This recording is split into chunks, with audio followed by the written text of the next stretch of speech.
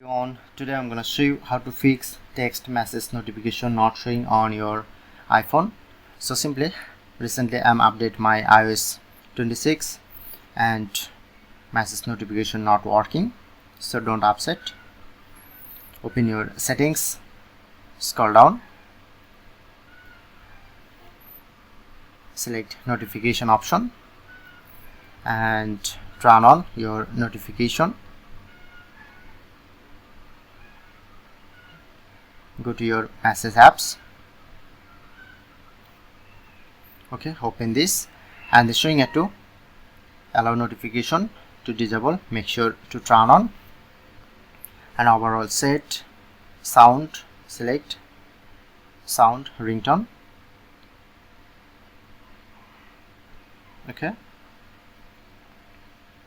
and you just set and enable to notification, and the last, restart your phone. At first turn off and turn on. I hope you just follow this method, you get 100% solution.